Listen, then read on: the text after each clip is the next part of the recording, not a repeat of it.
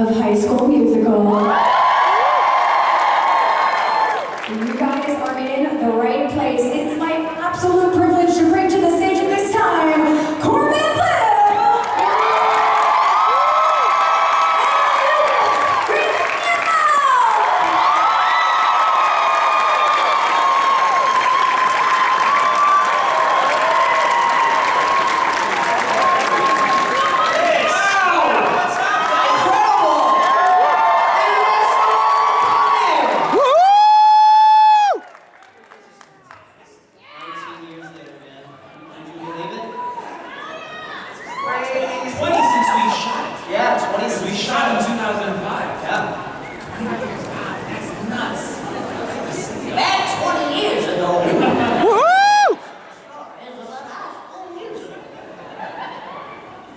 I love that now you guys go around, get to be reunited, do these conventions.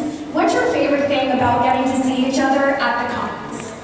Well, I mean, we actually are friends in real life. This is not just for the conventions. I mean, we are pretty good actors, but we do actually. No, this is my brother.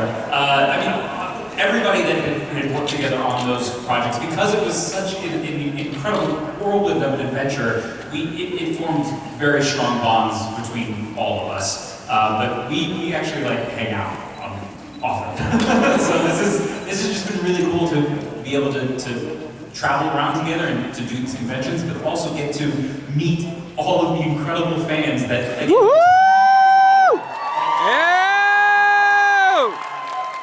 And get to experience that together, because at the end of the day, usually we'll go out to dinner or something like that, and then we just talk about the day and just again how surreal it all is. So thank you all for continuing to keep the spirit of High School Musical alive.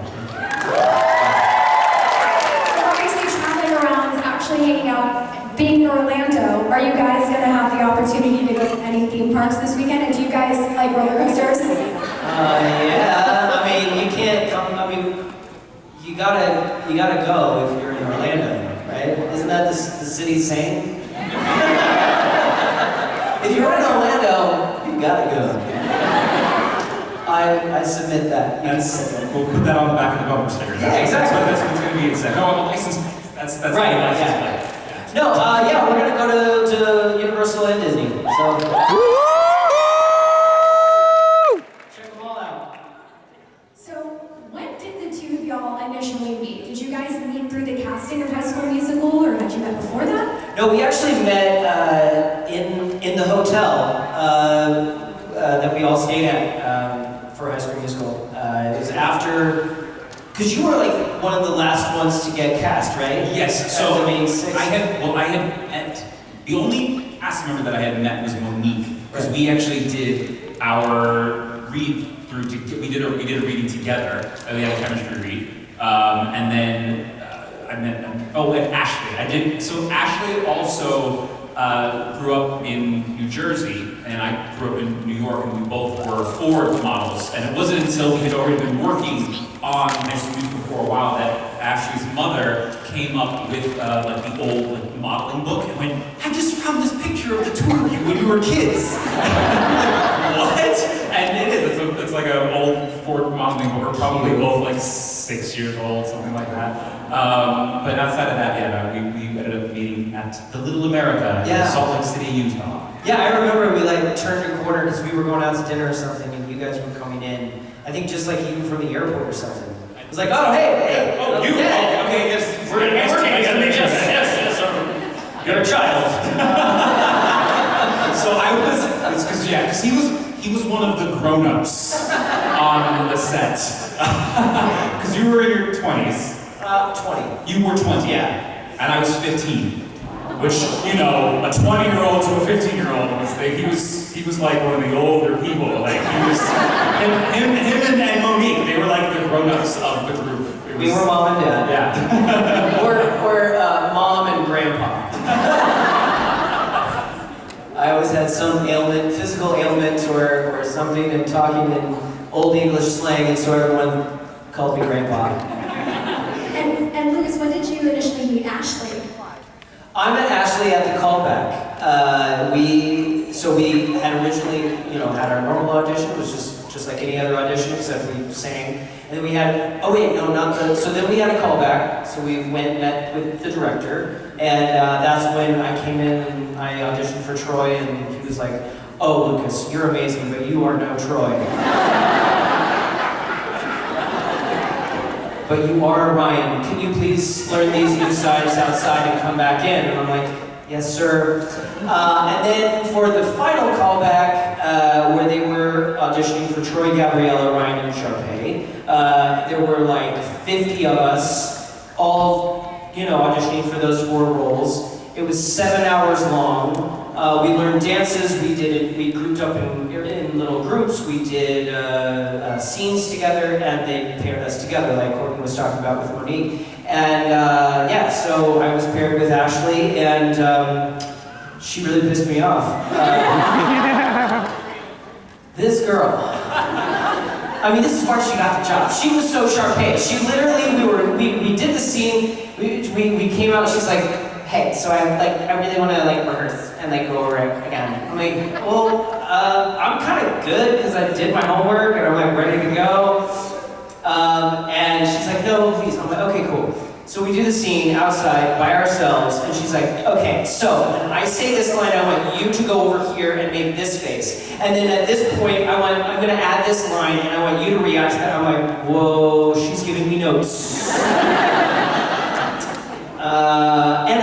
I walked into that final callback, and I had this, I'm like, bro, be professional, just keep it all inside. And that is exactly who Ryan is. He has this thing of I have to perform, she's driving me nuts. I gotta keep it all inside and be on.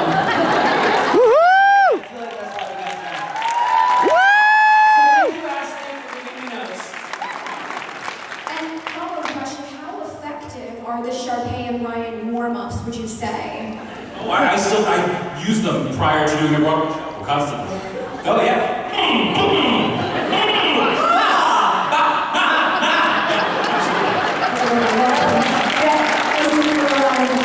Yes, absolutely. What were you guys actually like in high school? I was nerdy. I mean, I always loved musicals. That I actually went to an arts high school. So I know a lot of people, when they talk about their love of High School Musical, I've had fans come up to me, they go, yeah, but the problem is you ruined high school for me because I was expecting everyone to just be dancing on tables and just be having this amazing experience. Crazy enough, that actually was kind of like my real high school experience because I went to an arts high school. Kids really would break out into song and dance if you knew we were working on a particular project. But I feel like I always say I wasn't cool, but I knew everyone. I was very social. Yeah, but I wasn't Chad. I was not the cool jockey guy. Yeah.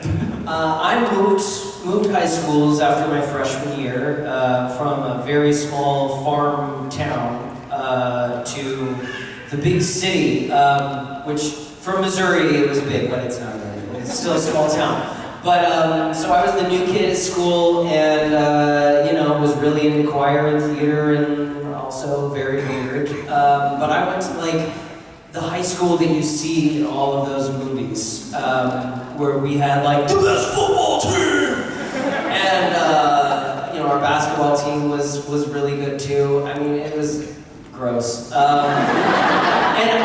I have to say, I don't regret anything, but I definitely had a chip on my shoulder of I can't wait to get out of here and move to LA and try to, I just I'm better than all this. And rightfully so, people didn't like me very much. So, but that's okay. I liked you, bro. And obviously, look at what's become of High School Musical is this beautiful global phenomenon. So what was it like actually experiencing that in real time, seeing the beautiful thing that High School Musical has become? Well, that's twofold there, because you talk about what When it initially happened, I do remember it was one day to the next. That was what was wild. So I was working on another television show called Flight 29 Down. That was shot. Yes, Flight 29 Down. Yes. That we had shot in Hawaii, and the premiere of High School Musical happened while we were doing the second season of that show, and of course my cast was all excited, and so they like set up a projector, and then we watched the movie. It was all fun. And then that weekend we went to this big carnival that they do on the island every year called the Punahou Carnival, and it's like the whole island of Oahu would go to this thing, and I got mobbed. And now this is again one day. I think out of I started working when I was 2 years old. I started really young, and I worked on other projects, but nothing to this extent. I maybe had one or two people come up to me and ask for an autograph before, but it was again nothing like this. And I was with my little 5'3" mother, and again it was like people like actually like grabbing, and then we ended up jumping into the car. And I remember my mom just looked at me and she went, "Welcome to your life." Hey. Oh, Martha. Yeah, it was overnight. Just literally, I was living in a moldy apartment, barely being able to pay my bills, and I get a call from my manager saying, "Hey, they want you to go to New York tomorrow to do Good Morning America and the Today Show, and you're going to teach the kids of America how to do the We're All in This Together dance." And I'm like, what? And literally like that, it was just like the next day we're sitting down doing interviews, and they're like, "So, how does it feel to be a role model for children all across the world?" I don't know where I am right now. It was too much for me. Too much, too fast. It was scary. I didn't feel like I deserved it. Coming from a small town, I didn't think I'd ever be even a little bit famous, let alone having that sort of magnifying glass and attention. So yeah, it was rough, but also, it's like all of these people coming up and telling you how amazing you are over and over again. I mean, it's a crazy, amazing thing. But then it changed and it morphed, and we all thought it would go away, and then it came back, and then here we are. And I swear, I have more and more appreciation for being a part of this project every single day, and it's because of you people. I am so grateful that you guys keep watching and keep listening and keep coming out and keeping it alive, because it's beautiful, and it is a testament to how special that project was, and to be a part of something that special. It's a once in a lifetime thing.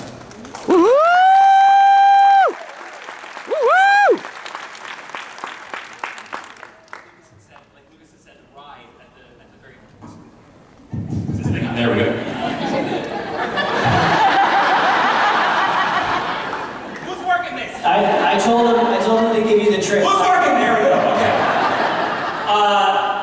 The ride at the top of it all. I mean, we had shot the three movies over the course of like 3-4 years, and we also did 2 world tours. We did an entire South America tour and a North America tour. We did concerts, and of course, following that though, we still have careers that we're trying to, continue on as actors, and just like anything, it's a gift and a curse that people know you from that, but also now you're trying to break out of it.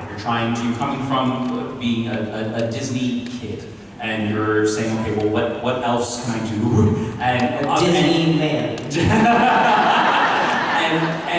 So then there's that element that comes following that you're trying to distance yourself from it.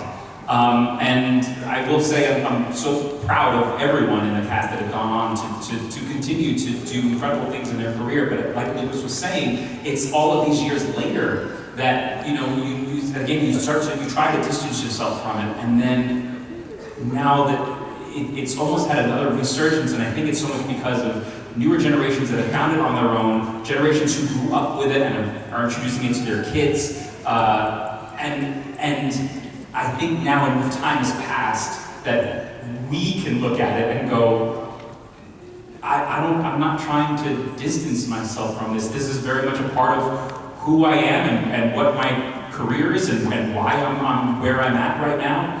And I think it's such a beautiful thing to be a part of and to know that that's always gonna be there in my history. And I think I'm also proud of the project itself. I feel like I had gone on to, we both actually went and worked on the series, High School Musical, the musical, the series. And I hadn't watched, because I don't really watch things that I'm in. I don't go back and rewatch myself other than the premiere. And so I hadn't watched any of the High School Musical movies in a long time. And I went back to watch them again when I went to go work on the series. And just to go, okay, let me get back into this world again. And I wasn't watching Corbin. I was just watching this kid do this thing.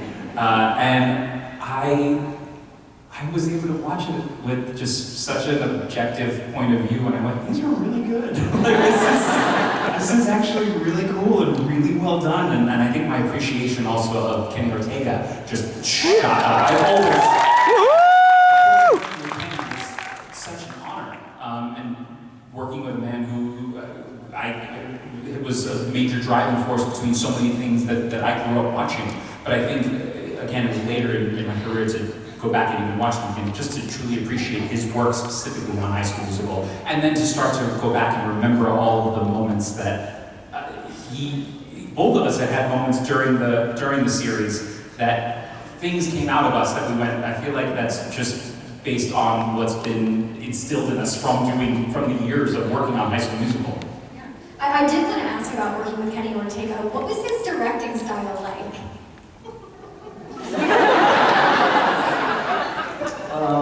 Kenny. He was, overall he was great. He's passionate, he cares a lot, he wants things to be perfect, but he also cares so much more about essence, soul, and love than he does about hitting the dance move right. Now, if you don't hit the dance move right, you better believe we're doing it again. But he always, my favorite thing about him and his style of working was, even though he's not that sporty at all, he was such like a coach. And to do a movie like this with him, it was such a great thing. He'd be like, all right, guys, this is gonna go on film. Because back in those days, we shot movies on film, which cost a lot more money, and it was a way bigger deal. Because now you can just we'll just Digital. Yeah. Sometimes you didn't want to take. But he's like, this is going to be on film forever. This take right now. All of you will never have this experience ever again, but it will be caught on camera, on film, burned into the celluloid. And we need to reach inside our souls and dig out the love and the spirit of High School Musical and send it through the lens of the camera to all the children all over the world. Are you with me? Are we all in this together? And we're like, yeah, we'll do it. He was like, don't worry about you know the choreography. We've been working on this for weeks. You know it's inside of you. Now is the time to pull out the spirit and the love and the connection that you have with one another. He was always about, I don't care if you mess up or you think something's wrong or whatever, you do not stop until I say cut. And I won't say cut most of the time, right after the last line of the scene or the last note of the song. He would always let the camera roll a little bit longer to catch those extra magical moments, and there's so many of those that are in the film, because when you catch that little moment of two people connecting, that's that magic that connects with the audience, and that's his genius. Those incredible, passionate speeches that were a constant in the Kenny world, you coming from just the first movie, you learned that you wanted to pay attention to everything he was saying, not only because, yes, he's delivering these incredible speeches and the information that you're getting is extremely important, but Kenny also moves around a lot when he's giving these speeches. God forbid he trips on you while delivering one of these speeches, and that incredible moment that he was on that train, you just interrupted that moment. That's a no-no. It was like seeing like the stare of death from your mother. Yeah. Like that was. Dad's mad! So the moment that happens, you know everything that this man is saying. I'm going to pay attention to what he's saying and where he's standing. And with that, I mean, I feel like he always had your complete undivided attention. Oh, and now, I mean, when I'm on other sets and I have, you know, when there's a camera that it moves without someone knowing it, or someone comes by and I do like a little spin move to get out of someone's way, someone's like, what? Oh, it's Kenny training. No one will ever run into me ever again. All right, so before we get to some pre-submitted fan questions, I do have a side quest. Corbin, I wanted to know what it was like recently being on Broadway at Little Shop of Horrors.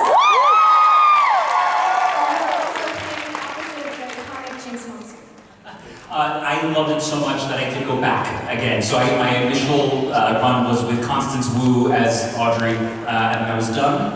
I had 2 months away, and they ended up calling me back, and they said, we would love it if you come back to play Seymour again. I had just finished the run. It's a lot. It takes a lot out of you, and they said it's going to be with Jinx Monsoon, and I was like, yes, absolutely, please.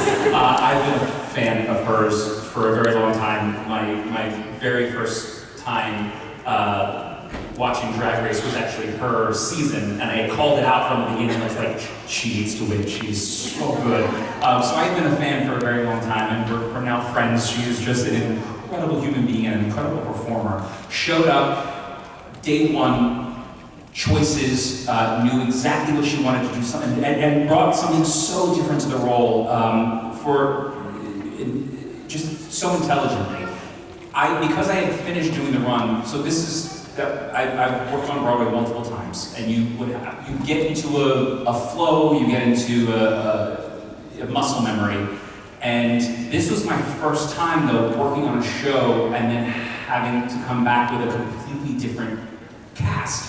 Because I had a new Audrey, a new Audrey 2, a new Mushnik, a new dentist. It was basically an entirely new cast when I came back. And all of that muscle memory that you build doing 8 shows a week, month after month, it's all gone. Because you're going, I can't rely on any of this anymore. This is a completely different show that I'm coming into. So it was just a great experience and learning tool as an actor to just go, okay, now just let's go back to basics here. Just stop and listen, and let's just find what this moment is. Because when you go back into the show, it's not like you're going to have all of the rehearsal that you usually got to have, because they go, oh, you know the show, so they're not going to pay you to come in and have weeks of rehearsal. You're going to come back in for 1 week and get a little review, and then you're on. So you're learning the show with this new cast in front of an audience.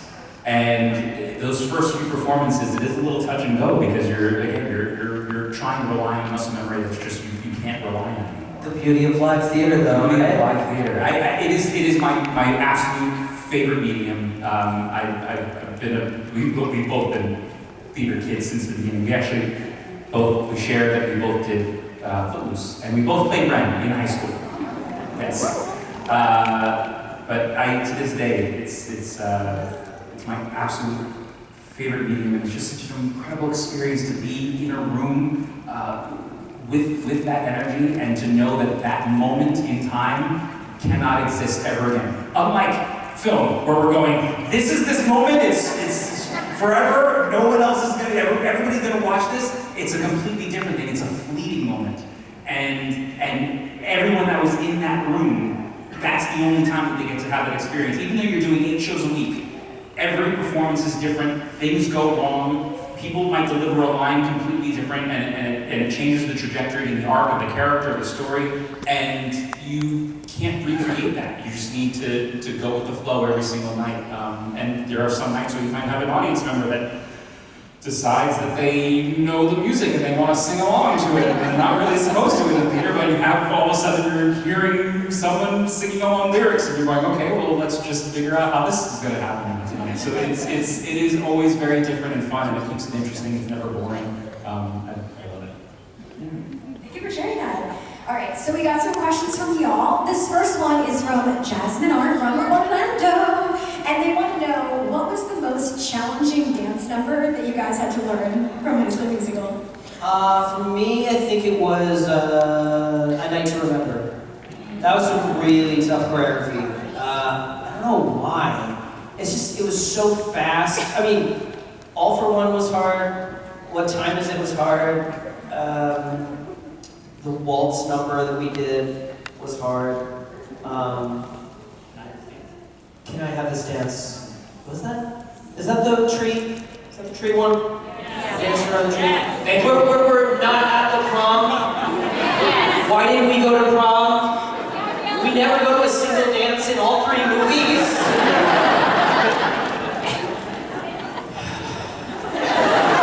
But I'm over it. Clearly. No, what's A Night to Remember? It may have not been the hardest, but man, it was difficult for me to get, and every time that we were shooting it and I nailed it, it was just like, oh, I still to this day have never had a performance feeling like, oh, God, you know, like it was big for me. It's tough. There's a lot of moves. Get you to the hands down. Oh yeah. Woo! Anything with the basketball. Bane of my existence. What team? That's my line! What team? Wildcats, get your head in the game! That's really good! We got a regular chat in the house. Alright, now you got it going. Alright, hey, what team? Wildcats! Team! Wildcats! Team! Wildcats! Thank you! Switch. So, the next question. See, it's just like live theater. You never know when a person from the audience makes something happen. We're in the moment. Okay, We all share that moment together. Thank you. we're all in this together. All right, thank you. All right, so this is from Tyler S. from Tampa. This is for you, Lucas. They said Ryan had some of the best outfits in the whole trilogy. Yeah! Did you get to keep anything from the wardrobe? Oh, I sure did. I have the bob to the top outfit. Woo! The shoes and hat from we're all in this together. I have a lot of hats. They did not let me keep all of them, sadly, and a few of them we donated to the Rock and Roll Hall of Fame Museum, which was like, oh my God, the coolest thing ever. And a few other bits and bobs, but the sad part is all the really cool stuff from High School Musical 3, they wouldn't let me keep because they were like, oh, Disney's gonna put it in a vault or tour it around to movie theaters around the country and stuff, so I really wanted that 3-piece peach tuxedo. But yeah, I did get to keep one. We have our rings. Oh yeah, we got our rings on. Yeah. These are real class rings from Jostens. This is not a commercial. But yeah, they say Wildcat State Champions on it. They have our names on them. Mine says Chad. And mine has a basketball on it for some reason. They all had basketballs on it. I know, you should have had some Peter masks. Yeah, but I would have been the only one, and they would have had to make it special for me, and nobody cared about me anymore. So. I'm kidding. All right, this next question is from Mia J. from Fort Lauderdale, and they want to know if the two of y'all had a spin-off movie about your lives after graduation, what would it be about? Oh, I want this movie. Can we make this happen, please? like He has, you have an entire backstory worked out already. You walked me through it. I know. It's really good. I feel like you'd be like one of the top sportscasters. Like commentators. Yeah, commentators, because you played basketball, but after like your third season, you had a really bad knee injury. But then they like scooped you up because you're so charismatic that you call all the shots. And you have your own podcast, and it's bigger than Joe Rogan and all that. And I don't know. Ryan probably tried his hand at Broadway. He's probably still singing and dancing. I don't know what. For us to come together, though, I don't know. I don't know what the linchpin is, the thing that brings us together, but I do think that Chad and Ryan would have a lot to talk about. Well, a reunion is just, I mean, that would be all of us. For it to be just the two of us, you know, some sort of, maybe Ryan throws out the first pitch as something that you're commentating because he still likes baseball, and then we get, I don't know. So, I mean, there's that story, but then there's the other, like, secret ship story that I know is...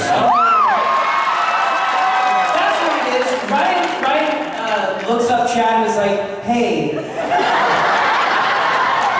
do you ever think about it? Like, what if? Now remember, it's 20 years ago, so he like, hits him up on Facebook. Oh, yeah. Hey, is this still Chad? Can we meet IRL? Again? Text this number. Exactly. Yeah, that'd be fun. All right, we have time for one more question, unfortunately, and this one is from Alex W. from Jacksonville, and they want to know, and they said, be honest, who messed up the most takes during filming because they just kept laughing? Chris Warren. Oh yeah! For sure. Yeah! He just, he played Zeke, you know. He was always missing. Where's Chris? Where's Chris? Where's Chris? Oh, hey! And then, yeah, it's like, bro, you got one line for the scene. We're on take 17. No, but we loved him for it. I'm trying to think. Yeah, I again, the perfection that was demanded. Oh, yeah, we were scared. You didn't really mess up takes with laughing. You would get the take done right, and I mean, of course, we had a blast on set. But when the cameras were rolling, because it was filmed, I mean, I don't think that there was a lot of takes that were messed up. And we were all pretty hard on ourselves if anything was messed up, especially from a choreography. Because you have to remember, this is several years ago, and when you were making Disney Channel content at that time, you knew that the mouse was always watching. And you did not want to be the one person that wouldn't get asked back for the next sequel. So you always had your best professional pants on. So yeah, we were all, and like you said, we were all really hard on ourselves to be like, we're gonna do this perfectly. Would you guys be okay if we squeezed in one more question? Yes. Okay, I like this one from Sophie L., also from Miami, and they want to know, what's one behind-the-scenes moment from filming that when you think about it still makes you guys smile? Well, I kind of already talked about it, but the we're all in this together pep talk, always, it's one of the like iconic moments for me that like, you know, we knew that something special was going on when we were shooting the movie, not thinking, oh, this is going to be a worldwide phenomenon. We thought, this is going to be something that all of us remember, like that one year at summer camp for the rest of our lives, because we had these great connections. We really poured our heart and soul into this cheesy musical, and we had so much fun doing it. And We're All in This Together was the last thing we shot, and we didn't know about sequels or concerts or anything else. We thought, this is it. This is actually it. And when he got us together and was like giving us this pep talk, we were all crying and just thinking like, yeah, I really do want to reach into my soul and pull out everything I have and send it through the lens of the camera and try to reach as many children around the world as possible. Not only because of fear for my life, but it really did mean that much to us. And that was just like, I'll always look at that fondly. There were always special moments at the end of each film, and the final moment of the third film. Movies are always shot out of order, and it just so happened that that final shot of the third movie, when it's panning across our faces and the curtain finally closes on us, that actually was the last shot that we shot out of everything. Another Kenny moment, and he came to us and said, everything that you've experienced over the last several years, I want you to just ponder over it. And he's like, and that's it. We're gonna pan the camera across, and I just want you to remember everything that you have experienced over the last few years. And so that moment where it's panning across everyone, and it's real. And when that curtain closed, there were real tears from everyone, and to have that as the send-off, I think, was such a beautiful moment that I will always carry with me. Yeah.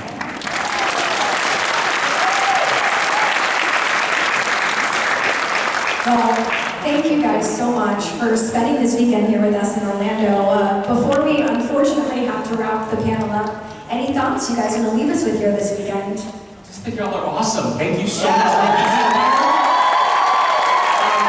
I totally feel you come by the table. This is not so much a senseless plug, but I wrote a song last year. It's called You Were My Child. It's a really special song to me. I don't even feel like I wrote it. I feel like it just fell out one day. And it's because of all of these years, of all these experiences where I've gotten to meet people coming up to me saying you were my childhood, and me reflecting, thinking about it. High School Musical was my childhood too, even though I was the man. And it is my love letter and thank you to keeping it alive all of these years. So,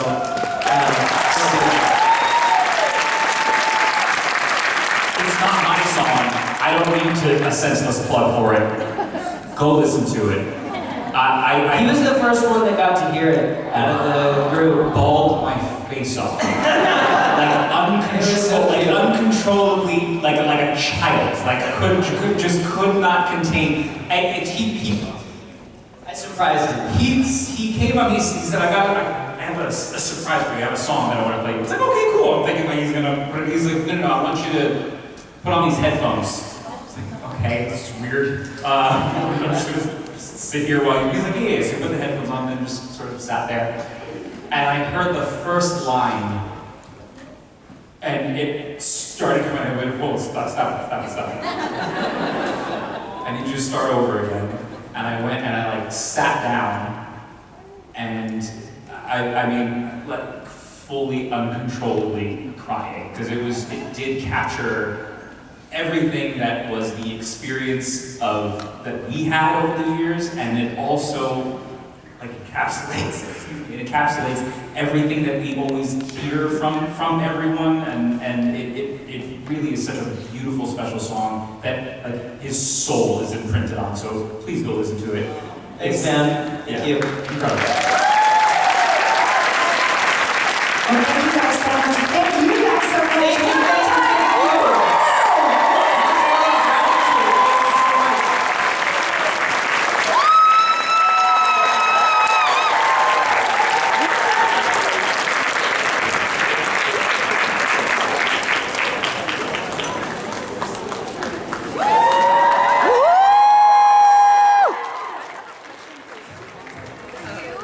Performing on top of the drum. Yeah.